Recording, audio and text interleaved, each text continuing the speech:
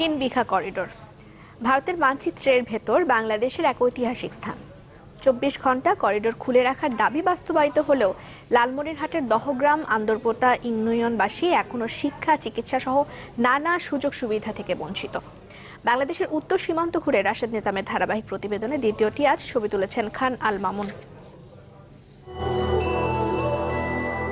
এক সময়ের বাংলাদেশের সবচেয়ে বড় ছিটমহল দহগ্রাম আঙ্গরপোতা ইউনিয়নের 3 দিক ঘিরেই আছে ভারতের কুচবিহার জেলার মেখলিগঞ্জ মহকুমা।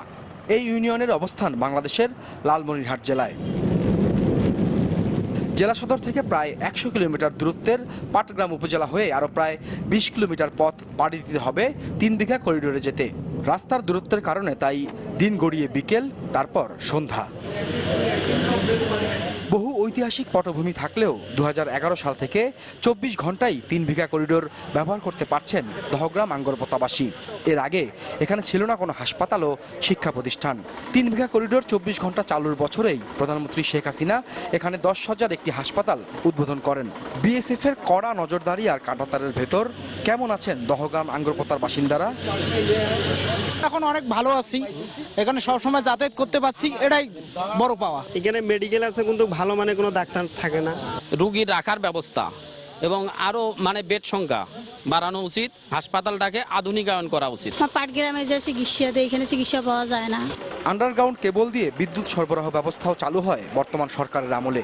তারপরেও রয়ে গেছে কিছু সীমাবদ্ধতা।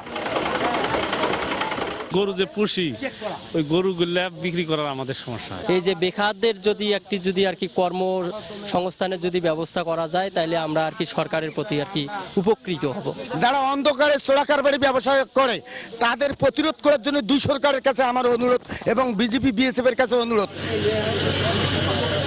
3 পাশে ভারতকে নিয়ে যেভাবে অবস্থান বাংলাদেশের, তেমনি 4 পাশে ভারতের ভূখণ্ড নিয়ে দহগ্রাম আঙ্গরপোতা ইউনিয়ন, যেটি 24 ঘন্টায় ব্যবহার করা যাচ্ছে 3 বিঘা করিডোরের মাধ্যমে। তবে বাংলাদেশিরা যারা এখানে অবস্থান করছেন তাদের চাওয়া যেন 24 ঘন্টায় তারা পান সব সুযোগ সুবিধা।